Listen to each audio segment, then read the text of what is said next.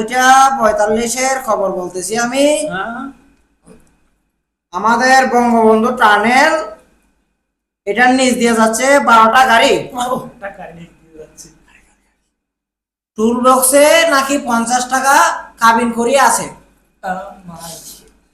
শেষ হুজুর এরপর একটা কোন না। হ্যাঁ, পরের বক্তব্যে আসছি আমি। হ্যাঁ কোন।